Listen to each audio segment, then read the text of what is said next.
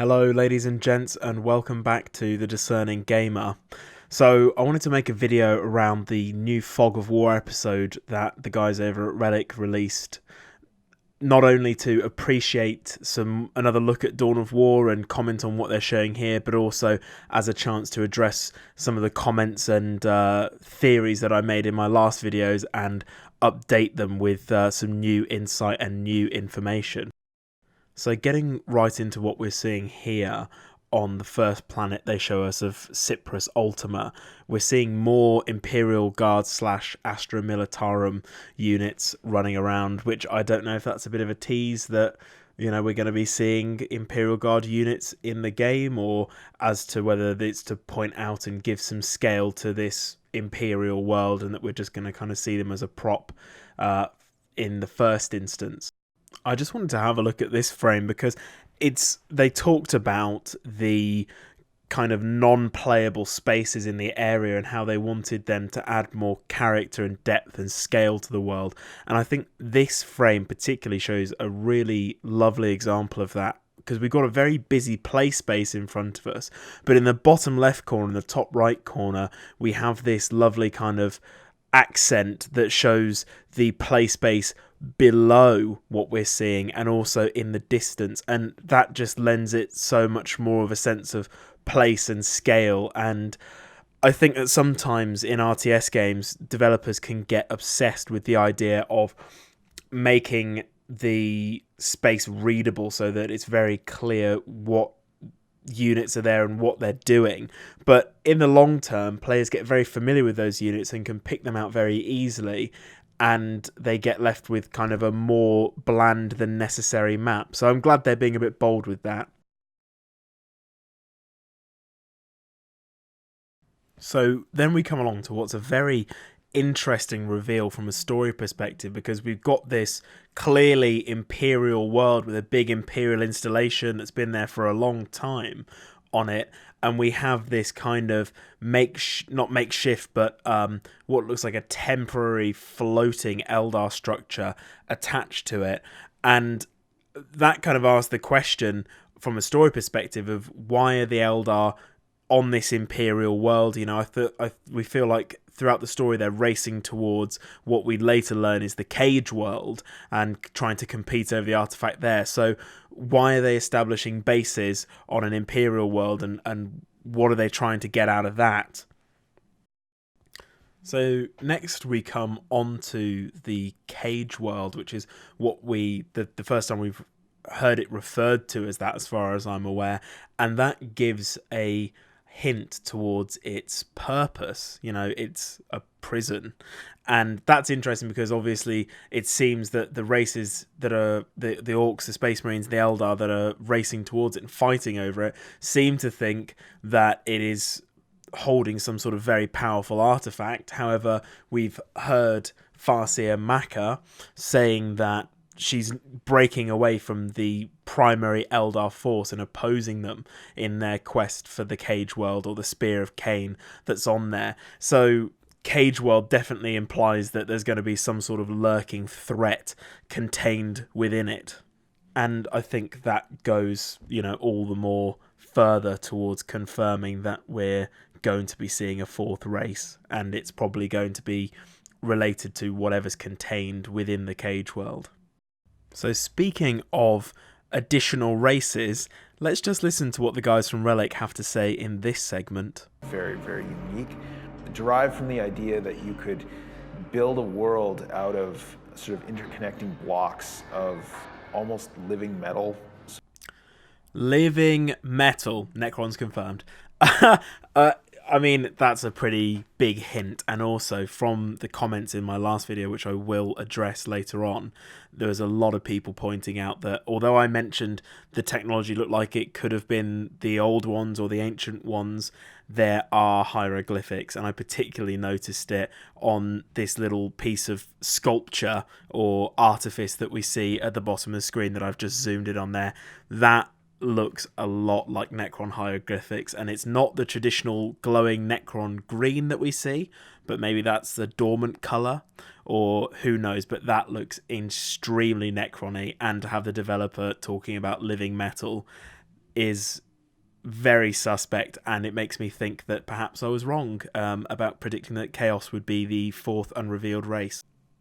After that tantalising tease, we move on to what looks to be an Imperial star base. And the first thing that caught my eye there, I mean, it all looks great, but the first thing that caught my eye was this enormous piece of gun porn that we have. And it's very rarely in Warhammer settings or Warhammer 40,000 settings, that we get to see Navy scale weaponry compared to ground units, and it makes you realise just how colossal the Imperial Navy ships and ships of the other races are. And I really hope that we're going to be seeing that cannon as a controllable object or some sort of fire support in the campaign, because that would be a horrific wasted opportunity if not.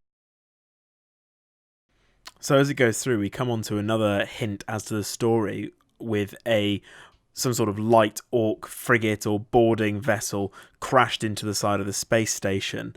And the way I'm seeing Eldar stuff showing up on an Imperial world, orc stuff crashing into a space station, it's giving me an idea as to how the story is going to pan out, with this kind of investigation or chase across the solar system edging closer towards the Cage world at the end. And I'd be remiss if I moved on without checking out the second piece of ginormous gun porn with the Landspeeder and Space Marines for scale reference. So now we come to the final location that they show off, which is Acheron or Acheron. And the first thing I noticed coming into here was this almost kind of pre-collapse Eldar-looking architecture. But upon closer inspection, I was starting to think to myself, actually, is that old school Eldar? The headpieces on the statues don't look very Eldar, and there seems to be almost this Egyptian style scarab avian design on the door. On a side note and minor nitpick here, as this fire prism grav tank crosses the lava ravine here, we see the sort of prism array on it sparking. And sparking is not an Eldar-y thing to do. It's a distinctly un-Eldar thing to do. We should have fluctuations or oscillations or some sort of glowing, not sparking like that unless it's received battle damage. Moving back onto relevant topics, we see Maka overlooking the lava, and then we get a proper shot of that gate that I looked at earlier. And I think from this angle you can definitely see, although it is old and ornate, it doesn't look Eldar. It's got a definite Egyptian feel to it, which means Necrons, or something from when the Necrons were conceived, which could mean Old One technology. I mean, particularly if we look at these figures either side of the door, they've got these kind of swooping, cowled avian heads on them, which makes me think definitely not Eldar, but also maybe not Necron. But if it is the Old Ones and we are awakening or referencing something that's way back from that time of the war in heaven in the lore, then that could again point to Necrons being the surprise antagonist that we're going to see later. And back to a final piece of story related information, I think here we see again this kind of enigmatic ancient bird-headed figure holding onto a plinth that has some kind of rod or spear-like tool set into it, which I don't know if it is, but it looks like some sort of alien skull set into the top of it. Now that might be the Spear of Cain, or it might be related to the Spear of Cain and unlocking it, and it looks like from that setup that they might have just been there for context, bear in mind, but it looks like Maka's forces were defending that, and considering they've broken away from the main body of the Eldar, perhaps that's what they're there to do. So I'm just going to let the footage roll again while I talk about how this new information and how the comments from my last video have impacted my thinking on what we're going to be seeing from Dawn of War 3. So first of all, I had a load of comments, particularly from Cataclysm Painting, Laster, Ewell Slodzik, sorry if I've butchered your name there, Harvey Hook and Kakaboy, and also many more who were saying that, duh, it's obviously Necron technology. Now, I feel like from the footage we've seen here, yeah, I totally agree with you, and I am switching my prediction that the fourth race is not going to be Chaos, it is in fact going to be Necrons, and I think that's reasonable from what we've seen here.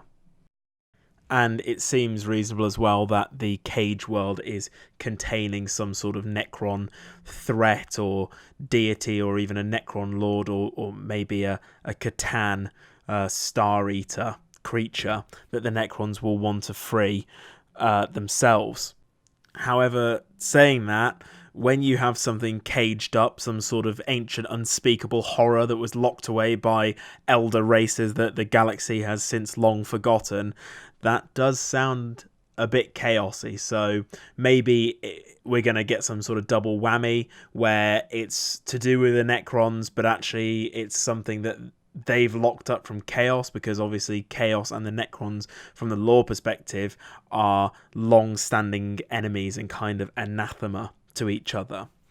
One of the commenters, Lehman Russ 2017, also pointed out that there is a Necron lord called Imhotep, the Storm Lord, and that could be what the Eldar prophecy was referencing when they said the Storm Prince. However, I don't think it's going to be Imhotep that's actually locked up within the Cage world, because the Necron lore from outside of the game says that Imhotep is awoken as part of some sort of civil war on another tomb world. However, if the prophecy is referencing him, perhaps he's going to show up as a character within the game, which would be very cool.